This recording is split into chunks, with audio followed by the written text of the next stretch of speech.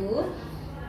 Pada pagi ini kita akan melaksanakan wawancara bersama Bu Andrea sebagai narasumber, dan saya sendiri Endang Gultom, CGP Angkatan 4, Guru SD 05 Sekupang, dan satu lagi Bu Lini, Guru SD Negeri 006 Galang sebagai CGP Angkatan 10.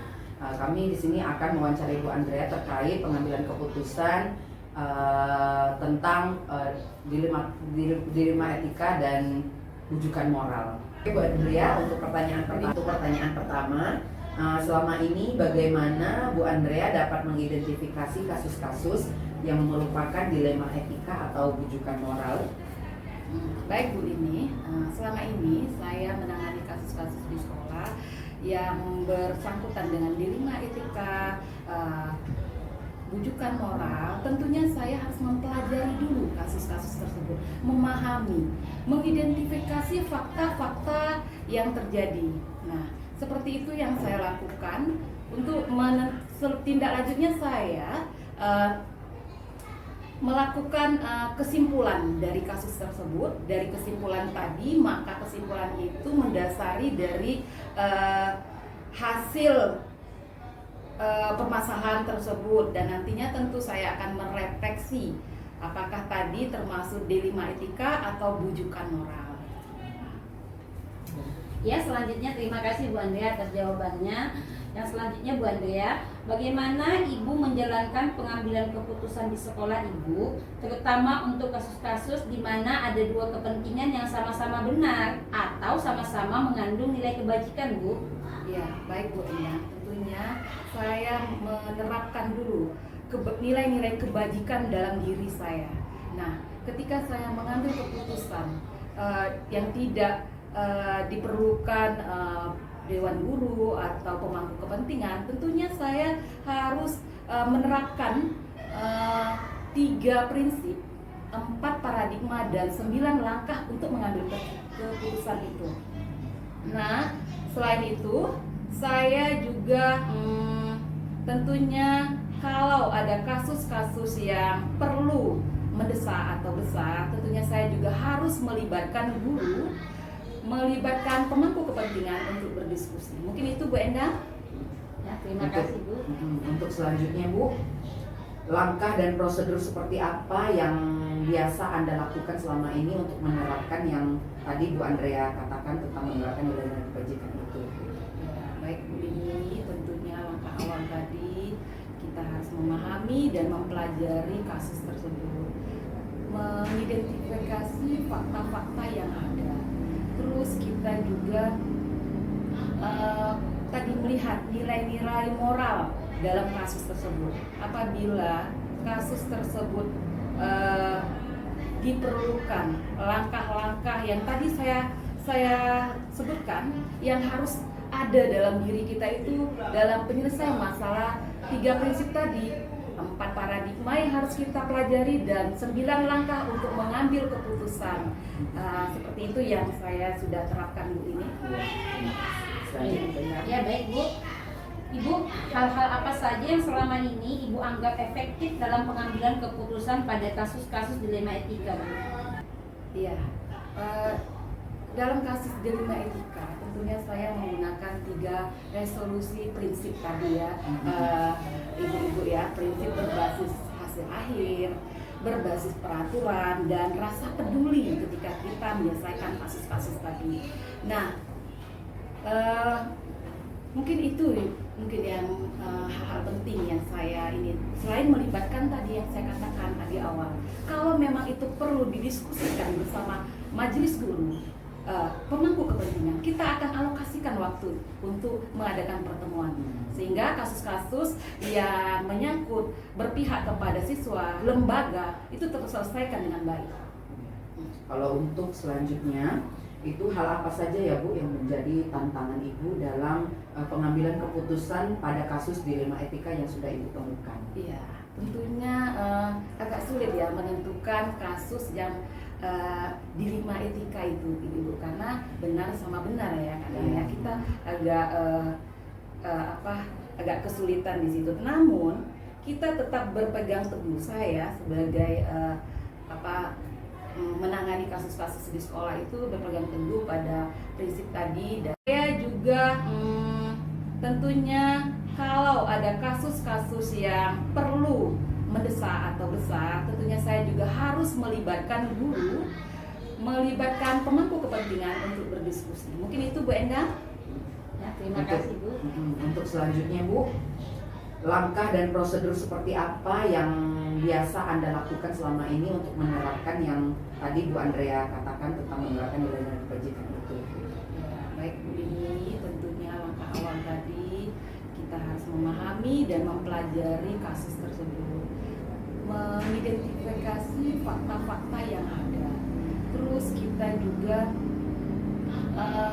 tadi melihat nilai-nilai moral dalam kasus tersebut. Apabila kasus tersebut diperlukan langkah-langkah yang tadi saya sebutkan yang harus ada dalam diri kita itu dalam penyelesaian masalah 3 prinsip tadi, 4 paradigma yang harus kita pelajari dan 9 langkah untuk mengambil keputusan. Seperti itu yang saya sudah terapkan Bu ini. Ya baik Bu. Ibu, hal-hal apa saja yang selama ini Ibu anggap efektif dalam pengambilan keputusan pada kasus-kasus dilema etika, Bu? Iya, dalam kasus dilema etika tentunya saya menggunakan 3 resolusi prinsip tadi ya, ibu-ibu ya, prinsip berbasis hasil akhir, berbasis peraturan, dan rasa peduli ketika kita menyelesaikan kasus-kasus tadi. Nah, mungkin itu yang hal-hal penting yang saya ini, selain melibatkan tadi yang saya katakan tadi awal, kalau memang itu perlu didiskusikan bersama majelis guru, pemangku kepentingan, kita akan alokasikan waktu untuk mengadakan pertemuan sehingga kasus-kasus yang menyangkut berpihak kepada siswa, lembaga itu terselesaikan dengan baik. Kalau untuk selanjutnya itu hal apa saja ya Bu yang menjadi tantangan Ibu dalam pengambilan keputusan pada kasus dilema etika yang sudah Ibu temukan? Iya, tentunya agak sulit ya menentukan kasus yang dilema etika itu Ibu, karena benar sama benar ya kadang ya kita agak kesulitan di situ. Namun kita tetap berpegang teguh, saya sebagai menangani kasus-kasus di sekolah itu berpegang teguh pada prinsip tadi dan menerapkan 3 prinsip tadi ya, tentunya kita harus berdasarkan itulah ya. Oke, terima kasih Bu Andrea atas jawaban pertanyaan yang tadi. Selanjutnya saya akan bertanya ya Bu, semoga Bu bisa membantu kami nanti ke depannya. Bu, apakah Ibu memiliki sebuah tata kala atau jadwal waktu Bu, waktu tertentu dalam menyelesaikan kasus dilema etika Bu? Apakah langsung diselesaikan di tempat atau memiliki sebuah jadwal untuk menyelesaikan masalah tersebut? Iya Bu Endang. Betul. Ketika kita melihat kasus dilema etika, berapa besar dan mendesaknya kasus itu, sehingga kita harus mengalokasikan waktu ya kan. Nah, ketika berdasarkan tadi ini perlu diselesaikan, ini harus secepatnya, mendesak gitu kan, kita alokasikan waktu mengadakan pertemuan dengan majelis guru, dengan pemangku kepentingan ya ibu-ibu, dan itu mungkin yang saya lakukan. Kalau untuk faktor-faktor yang selama ini mempermudah atau membantu Ibu dalam pengambilan keputusan itu kira-kira ada atau enggak Bu? Yang membantu, yang pemangku kepentingan itu siapa-siapa aja? Oh ya, tentunya Bu ini ada yang membantu ketika kasus itu perlu diselesaikan secara diskusi seperti itu ya. Tentu majelis guru kita harapkan juga berperan untuk mengambil keputusan pemangku kepentingan, dan tentu kita di sekolah ini ada tim-tim yang kita bentuk yang menangani kesiswaan, yang tim TPPK ya Bu ya. Nah, kita nanti berkolaborasi, bekerja sama untuk menyelesaikan kasus-kasus di sekolah. Bagus sekali ya Bu Andrea ya, sangat menarik apa yang telah Bu Andrea ceritakan. Untuk yang terakhir nih Bu Andrea, dari semua hal yang disampaikan tadi Bu, pembelajaran apa yang dapat Ibu petik dari pengalaman Ibu dalam mengambil keputusan dilema etika ini? Pembelajaran apa sih yang sudah diperoleh selama ini gitu Bu, sehingga kami nanti dapat mencontoh ataupun mempelajarinya kembali. Ya, baik Bu Endang, terima kasih. kolaborasi, mungkin saya tanamkan ke diri saya dulu nilai-nilai kebajikan yang harus saya tanamkan, bahwa dalam mengambil keputusan tidak begitu mudah ya Bu Endang. Tentunya tadi dengan kalau bisa saya selesaikan sendiri, saya selesaikan sendiri. Ketika butuh orang lain untuk membantu, kita bekerja sama, berkolaborasi ya. Tentunya juga tidak lari dari 3 prinsip tadi. 9 langkah dalam mengambil menyelesaikan permasalahan dan 4 paradigma yang harus kita ketahui Bu Endang. Mungkin itu yang menjadi pegangan dan dalam diri saya gitu Bu Endang, sehingga bisa berjalan dengan mulus dan menyelesaikan masalah gitu ya. Itu yang kita harapkan ya. Mungkin itu Bu Endang. Baik Bu Andrea, terima kasih banyak atas waktunya dan jawaban-jawabannya sangat menginspirasi kami. Semoga kedepannya kita tetap saling berbagi praktek baik. Lebih kurang kami mohon maaf. Wabillahi kami tutup. Terima kasih juga ya Bu Andrea atas peluangan waktunya untuk kita berdiskusi. Semoga Bu Andrea sukses selalu. Amin. Ke depannya. Terima kasih Bu Endang dan Bu Lini, sukses dan tetap semangat ya. Amin. Jadi guru yang luar biasa.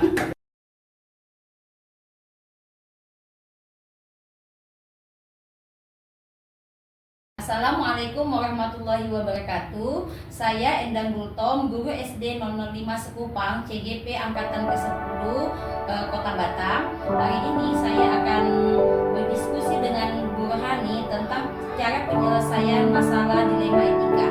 Nah, ini rekan saya, Rohani. Terima kasih Ibu sudah mau bersama saya pagi ini. Saya akan bertanya beberapa pertanyaan dan kita akan berdiskusi. Ibu, apakah Ibu pernah mengalami kasus? Pernah, ya Bu. Jadi Bu, ketika Ibu mengidentifikasi kasus-kasus yang merupakan dilema etika rujukan, apa yang harus Ibu lakukan? Kalau di sekolah saya, contohnya ya Ibu, masalah dilema itu ada seorang guru yang namanya Ibu Rina. Ibu gurunya sering terlambat. Nah kemudian saya menanyakan mengapa Anda sering terlambat. Memang ibu ini sedikit ada banyak masalah. Ibunya sering sakit, kemudian dia mempunyai anak kecil. Nah sehingga di rumahnya tidak ada pembantu, jadi anak kecilnya juga sering dibawa ke sekolah. Nah itu masalah yang ada di sekolah saya.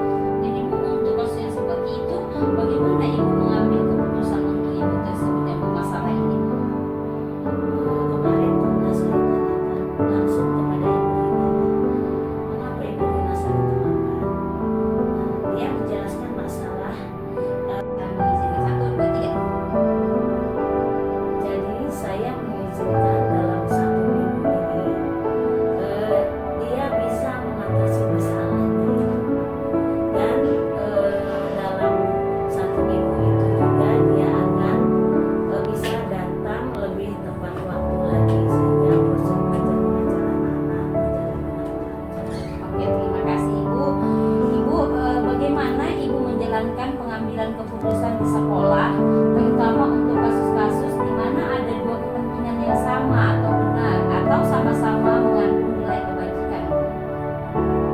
Misalnya ya kasus yang di sekolah saya ini setiap pagi Jumat itu kita akan mengadakan budi pekerti atau pembacaan Yasin.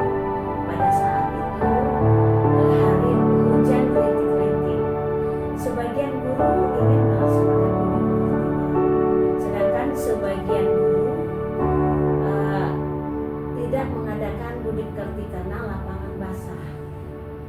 Nah, jadi saya akan mengambil keputusan dari kedua pendapat itu. Saya akan mengambil keputusannya, risikonya yang lebih sedikit daripada masalah apa dia terlaksana atau tidak. Jadi risikonya yang sedikit. Terima kasih Ibu. Kemudian seperti apa yang biasa Ibu lakukan selama ini dalam mengambil keputusan Bu? Langkah-langkah yang akan saya ambil selama ini yaitu mengidentifikasi masalah. Kemudian mempertimbangkan risiko yang sedikit. Kemudian mengambil keputusan yang harus kita lakukan yang lebih baik. Nah, kemudian merefleksi hasil keputusan. Nah, itu keputusan yang saya ambil. Makasih ya Bu. Kemudian Bu, hal-hal apa saja yang selama ini Ibu anggap efektif dalam mengambil keputusan pada kasus-kasus dilema etika? Tantangan yang takut khawatir saya hadapi yaitu khawatir hasil keputusan tidak dapat dijalankan dengan baik. Ibu, apakah Ibu memiliki sebuah tata kala atau jadwal tertentu dalam sebuah penyelesaian kasus dilema etika? Apakah Ibu langsung menyelesaikan di tempat atau memiliki sebuah jadwal untuk menyelesaikannya, Bu? Baik, kalau saya mungkin masalah itu akan langsung saya selesaikan dengan cara mengetahui akar masalahnya. Akan langsung menyelesaikan masalah itu sekarang juga. Karena kalau masalahnya ditunda-tunda, nanti akan berlarut lagi ada masalah yang lainnya. Jadi saya akan menyelesaikan sekarang sehingga masalah itu selesai dan tidak bertele-tele, dan semua orang pun juga merasa enak dan tenang. Ada Bu, tergantung masalahnya. Misalnya masalah kesiswaan kepada siswa pada jam istirahat. Pada jam istirahat itu anak-anak kemungkinan ada berselisih paham, misalnya bermain, sehingga menimbulkan berkelahi. Makanya saya akan menanyakan kepada anak tersebut apa masalahnya. Nah, kemudian untuk mengakhiri masalah itu anak-anak saling berminta maaf dan bersalaman sehingga untuk selanjutnya dapat bermain dengan baik lagi. Ketika saya tidak bisa menyelesaikan masalahnya itu, saya akan bekerja sama dengan tim anti bully. Ibu, yang terakhir pertanyaan saya adalah, dari semua hal yang telah disampaikan tadi Bu, pembelajaran apa yang dapat Ibu petik dari pengalaman Ibu mengambil keputusan dilema etika, Bu? Dalam mengambil keputusan, kita harus mempertimbangkan jangan sampai kita merugikan orang lain. Terima kasih ya Bu atas bincang-bincangnya hari ini. Semoga ilmu yang Ibu sampaikan dan diskusi kita hari ini dapat saya terapkan juga dalam kehidupan saya. Terima kasih banyak Bu Rohani. Semoga sukses selalu.